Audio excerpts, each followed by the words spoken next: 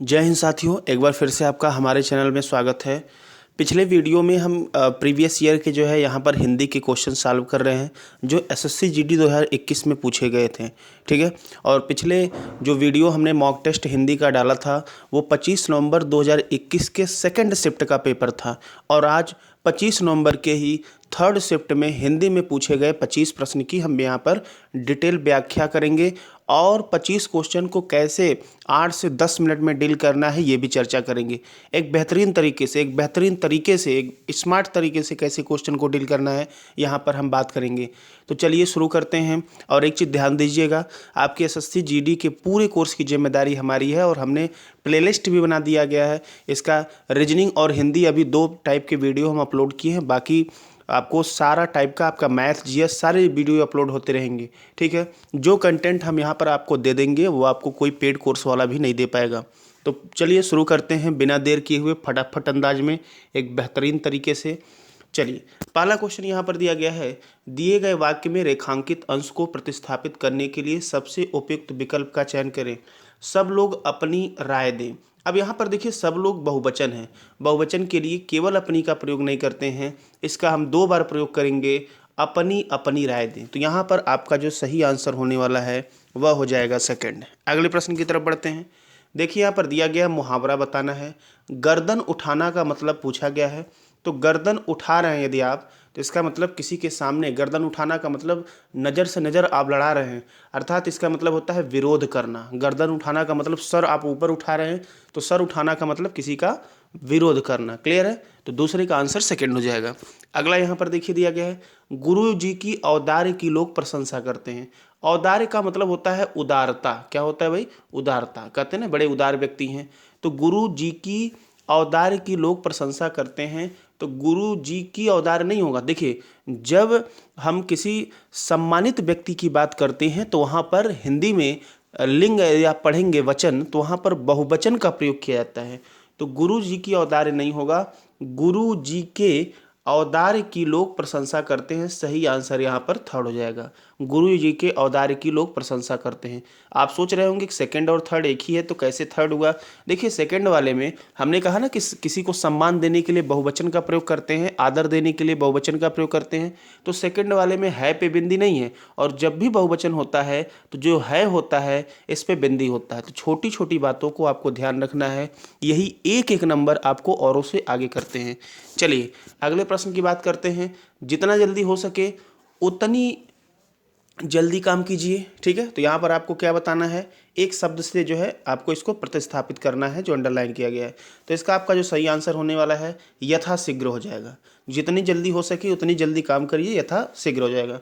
आराम से तो मतलब जानते ही हैं, शांति भी जानते हैं, धीरे धीरे भी जानते हैं, तो इसका सही आंसर सेकंड होगा। चलिए अगले बात करते हैं। यहाँ त्रुटि आपको बताना है।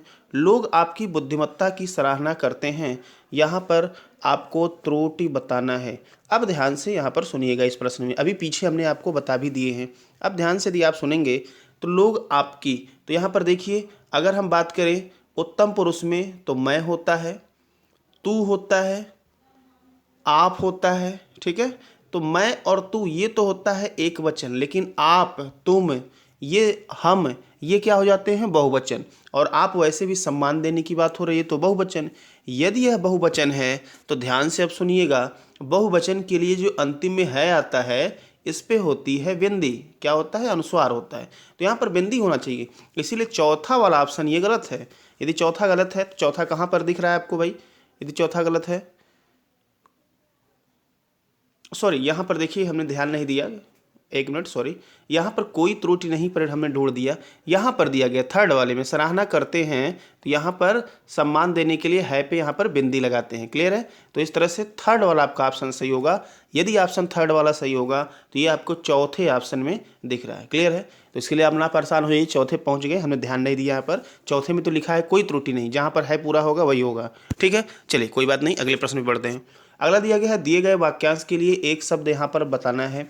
जो सब जानता हो उसे कहते हैं सर्वज्ञ, सब कुछ जानने वाला। अज्ञ का मतलब होता है मूर्ख, अज्ञ का मतलब क्या होता है? मूर्ख।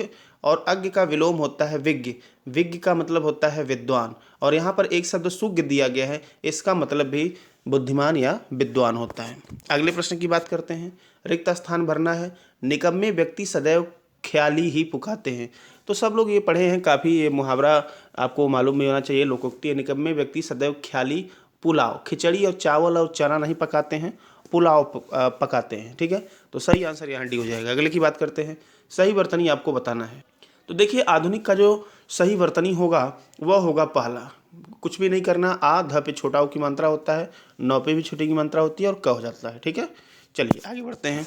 अगला प्रश्न दिया गया है, दिए गए शब्द का समानार्थी बताना है। कथा, तो कथा का आख्यान होता है। कथा का क्या होगा भाई? आख्यान। आख्यान का मतलब कोई चीज़ कहना, और कथा भी कही जाती है। नाटक आप जानते हैं मंच पे प्रदर्शित होता है, लोग दिखाते हैं नाटक। गीत जानते हैं, राग बैठा के आप लोग गाते ही होंगे। और उपन्यास क्या होता है भाई? ये कल्पित और लंबी कहानी होती है जो अनेक पात्रों और घटनाओं से क्या हो, युक्त हो, उसे उपन्यास कहते हैं। तो काफ़ी लंबा चौड़ा होता है। ठीक है, चलिए आगे बात करते हैं। रिक्त स्थान भरना है। तेल का व्यापार उसकी खानदानी क्या है? तो खानदानी तो मन तो होता नहीं है। जागीर, पेशा और शौक। शौक खानदानी नहीं होता, शौक तो खुद का होता है भाई। पेशा होगा, यहाँ सही आंसर क्या होगा? पेशा। तो 10 का आंसर यहाँ पर क्या होने वाला? सी। और जागीर क्या होता है भाई? देखिए जागीर की यदि बात करें तो जागीर उसे कहते हैं जो पुरस्कार स्वरूप राजाओं अथवा महाराजाओं द्वारा दी गई जो जमीन होती है उसी को जागीर कहते हैं। ठीक है, चलिए कहते हैं ना लोग बाप दादा की जागीर है, तो इसका मतलब उनको जो है राजा महाराजा के द्वारा उपहार स्वरूप मिला था उनको खेती बाड़ी करने के लिए। चलिए आगे बात करते हैं। अगला यहाँ पर प्रश्न दिया गया है, ग्राह्य का विलोम बताना है। ग्राह्य का मतलब होता है ग्रहण करने योग्य जो हो, लिए जाने योग्य हो, उसे ग्राह्य कहते हैं। तो इसका विलोम आपका अग्राह्य हो जाएगा, जो ग्रहण न किए जाने योग्य हो। क्लियर है? सुग्राह्य का मतलब, सु मतलब होता है अच्छा, जो आप अच्छा ग्रहण करते हैं उसे सुग्राह्य कहते हैं। अपग्राह्य विग्राह्य ये कोई शब्द नहीं होता है। चलिए आगे बात करते हैं। हमारी शिक्षा प्रणाली में कई दोष होता है। आपको देखिए बड़ी सावधानी से देखना है, छोटी छोटी चीज़ें बड़ी बड़ी चीज़ें होती हैं। प्रणाली नहीं होता है, प्रड़ा होता है, ड़ा, प्रणाली होता है। तो यहाँ पर यदि प्रणाली होता है तो गलत कहाँ है भाई? तीसरे वाले में शिक्षा प्रणाली लिखा गया है, इसी में आपको गलत मिलेगा। चलिए अगले प्रश्न की बात करते हैं। बड़े ही आसान है, बड़े आराम से डील कर सकते हैं। और आप इस बार भी हिंदी में जो 20 क्वेश्चन आएगा 20 में 20 आप उड़ा सकते हैं, कुछ भी नहीं होता है। लेकिन आपको अगर 20 में 20 उड़ाना है तो प्रीवियस ईयर आपको सॉल्व करना होगा। देखिए रजनी का पर्यायवाची पूछा गया, तो रजनी का मतलब क्या होता है भाई? रात होता है, तो निशा कहते हैं। ठीक है, रजनी का मतलब क्या होता है? रात, निशा कहते हैं। इसी तरह से जब रजनी लिखते हैं और रजनी में ईस जोड़ देते हैं तो हो जाता है रजनीश। यहाँ पर रजनीश का मतलब क्या होता है भाई? रजनीश का मतलब रजनी धनीश, रात का भगवान मालिक, तो उसे कहते हैं चंद्रमा को। क्लियर है? अच्छा, यहाँ पर ऑप्शन में और कुछ दिया गया है, शारदा। तो शारदा सरस्वती को भी कहते हैं और दुर्गा भी को कहते हैं। ठीक है, वसुधा का मतलब पृथ्वी होता है और रमणी का मतलब सुंदर स्त्री, सुंदर नारी, सुंदर युवती कहते हैं। चलिए आगे बढ़ते हैं। अगला यहाँ पर दिया रिक्त स्थान भरना है। निखिल हारमोनियम बजाने में, अब ध्यान से सुनिएगा, प्रवीण, दक्ष और निपुण। कारीगर तो दूसरा चीज हो गया जो कुछ बनाता हो। अब तीनों एक दूसरे के पर्यायवाची होते हैं। ठीक है, लेकिन ये इसको जब ऐसा कोई डाउट वाला क्वेश्चन आए तो उसको जो है वेरी इंपॉर्टेंट कर लेते हैं। निखिल हारमोनियम बजाने में प्रवीण है। क्या है भाई? प्रवीण है। आयोग के द्वारा भी यही आंसर दिया गया है, तो आप लोग इसको रट लीजिए। तो निखिल जो है हारमोनियम बजाने में क्या है? प्रवीण है। क्लियर है? आगे बात करते हैं।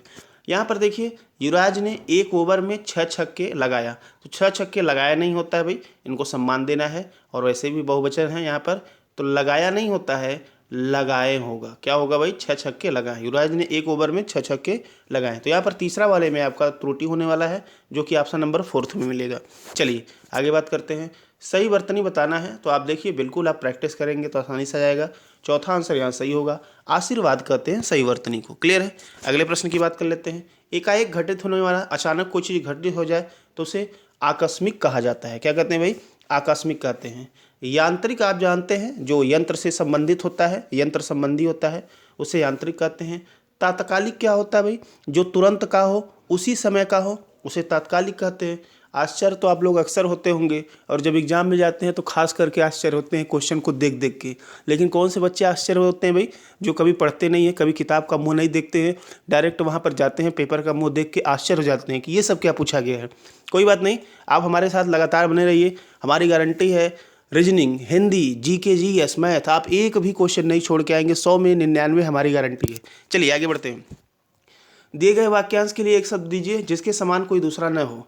ठीक है, उसे कहते हैं अद्वितीय। इंग्लिश में इसे कहा जाता है यूनिक। क्या कहते हैं भाई? यूनिक। यूनिक का मतलब होता है अद्वितीय।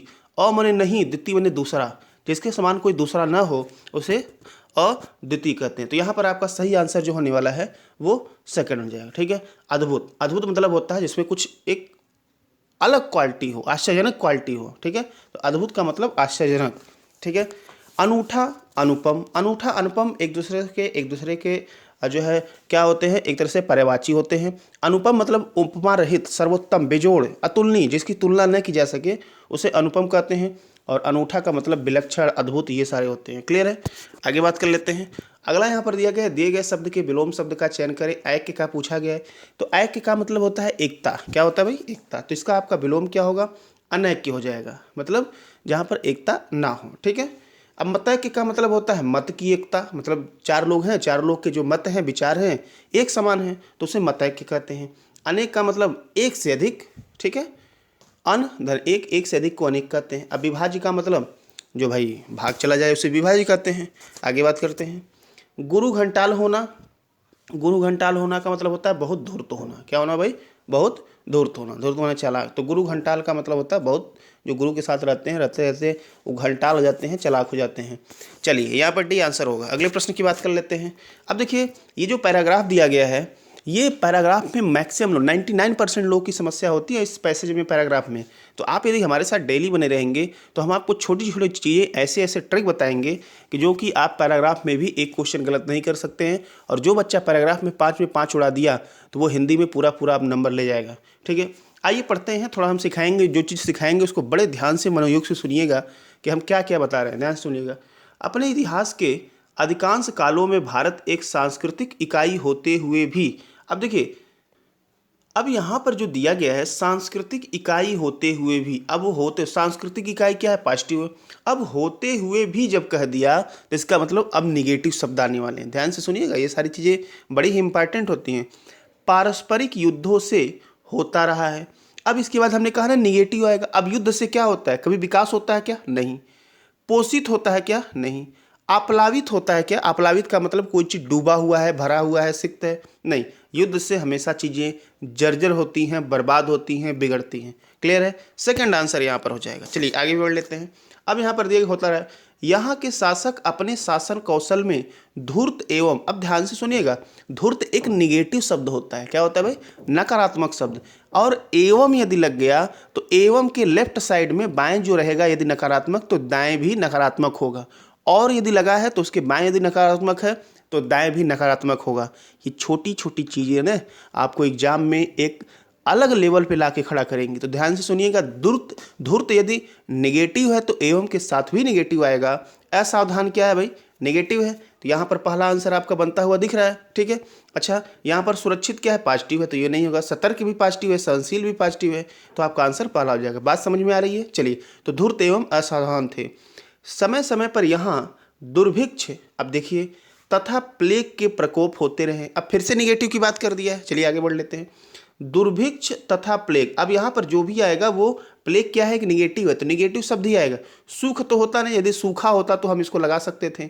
अन्न तो यहाँ आएगा नहीं, वस्त्र तो होगा नहीं। एक ही ऑप्शन आपको चौथा बाढ़ दिख रहा है, तो यहाँ पर आंसर आपको क्या मिलेगा? चौथा। दुर्भिक्ष, बाढ़ तथा प्लेग के प्रकोप होते रहे जिससे सहस्त्रों व्यक्तियों की मृत्यु हुई है। देखिए सहस्त्र जो यहाँ पर शब्द है ना, सहस्त्र जो लिखा गया है, ये अनेक शब्दों के एक शब्द में पूछा जाता है। सहस्त्र का मतलब होता है 1000। तो ध्यान दीजिएगा, ये पूछा जाता है जिससे 1000 व्यक्तियों की मृत्यु हुई। ठीक है।